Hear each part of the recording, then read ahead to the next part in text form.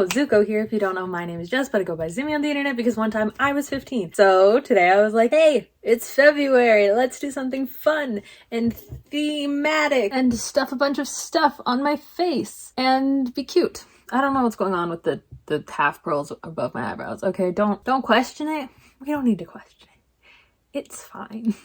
But because I wanted to do something thematic, I was like, I don't read a lot of romance. I don't like romance. I am an aromantic asexual. Romance, not generally my jam. So I'm going to tell you some books that at least have a romance in them, whether or not they're a romance book. I can't necessarily tell, if I'm being honest. A lot of the time I focus on the plot and the romance is secondary, but maybe the romance is more to the front than I'm aware of, because that's not what I focus on. Anyway, I'm going to tell you 5 books that I, as a romance hater, give or take, someone who doesn't gravitate towards romances, have enjoyed that are about romances. Question mark. So to start off, I think we're gonna go like least romance heavy to most romance heavy. So for that, we are going to start with The Collected Regrets of Clover by Mikki Brammer. So this book could also go in my other video that I'm making this month. This is a book about a woman who has had a traumatic life and mostly is friends with people who are her grandfather's age, and she hangs out with her grandfather and his friends because she has had a rough go of it, and she has become a death doula so that she can document people's like last moments and stuff. And you're gonna be like, wow, what a setting for a romance. And I don't know that this book is a romance, but it does focus on the main character kind of learning to make friends and allow other people into her life and potentially try dating. And like I really vibed with Clover as someone who struggles to make friends and do all of the normal things. So, yeah. Is this a good endorsement? I don't know. The second book on this list is Emily Wilde's Encyclopedia of Faeries by Heather Fawcett. This was one of my favorite reads last year, and I think it's technically romancy. It is.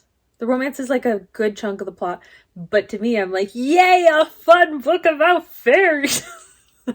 It is not fairy porn. Most fae books are, I feel like, right now, but this follows a woman named Emily Wilde, who I believe is a professor or something. She is making an encyclopedia of fairies, so she like goes on some trip and one of her colleagues insists on going with her. And also she has a big weird dog, and it is about her documenting the fae in this area and getting to know the locals, and maybe there's a romance. I don't know. I don't want to spoil romances in romance books. Is that weird?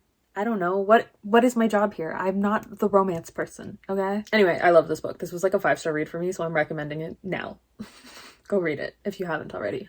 It has my endorsement. Just do it. The third book on my list is The Secret Society of Irregular Witches by Sangu Mandanna, I believe. My cat is meowing at me. Hello? Hello. It's a lady.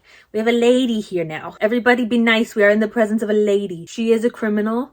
She's a wanted criminal. She loves tax fraud and has an offshore bank account, and she loves to knock things over at 3 a.m. So The Very Secret Society of Irregular Witches is about a woman who's a witch who ends up at this like orphanage for young witches, and she has made it her mission to like take care of these kids and be like a positive witch role model in their life. And there is, of course, you know, a gruff, manly, I don't know if he was gruff. There is a manly groundskeeper or caretaker or something of these kids. You know what happens. I thought this was fun because I really liked the like setting of like the whole witch thing going on.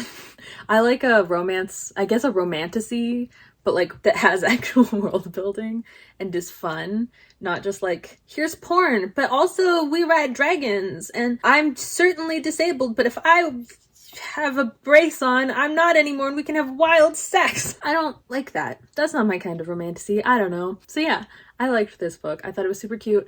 I love found family, and I feel like this was a found family book. This one's pulling up hair everywhere. Hi. You're a criminal. Number 4 on this very disjointed list. The 4th book on my list is a book that I feel like nobody really talks about now because it's not new, and that would be The Princess Bride by William Goldman, or S. Morgenstern in my dreams, where that's real, and the Princess Bride book that William Goldman did is the abridged version of the original text. We all know the story of The Princess Bride, and the movie follows the book incredibly closely. I feel like if you like the movie, you should read the book, and we all know what this is about, right?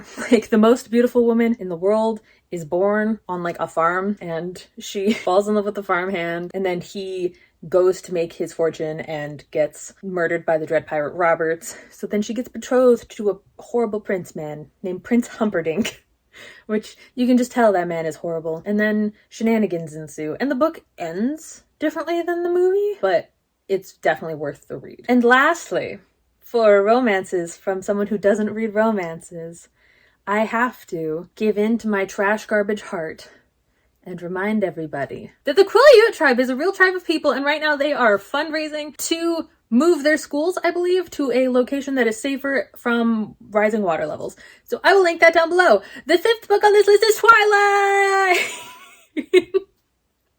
Twilight is the best book for romance haters if you read it when you were 12 years old. If you are not 12 years old currently, don't start it. Honestly, if you weren't 12 years old in 2008 when the first movie came out, don't read it. If you didn't read it when the first movie came out, don't read it. There is genuinely no reason to read Twilight for the first time as an adult.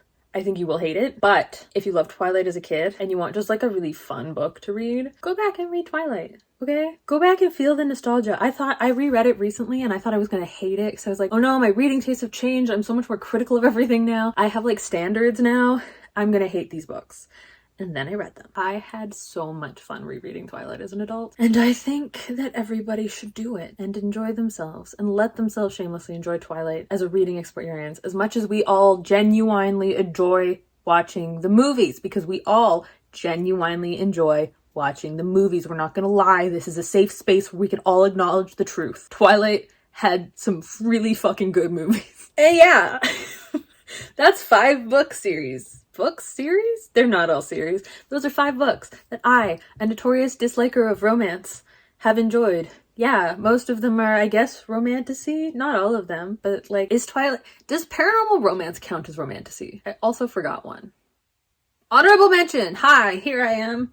Did I even do 4? 1, 2, 3, 4? I did. Bonus one because I forgot it. That honestly should have been like number 2. That is The Undertaking of Hart and Mercy by, I can't remember their name, but I put it here. This book had really fun fantasy world building. It follows a mortuary worker. I don't remember what her exact title was. Mortician of some sort. And this guy who like goes out and fights monsters and they hate each other. It's an enemies to lovers romance. The world building is just really fun. I had so much fun reading this book. I loved every second of it, and I need a copy of it, but it only is in paperback except for the Fairy Loot edition, and I didn't have the Fairy Loot edition. I wasn't subscribed when that came out. Do I need to get the Fairy Loot edition?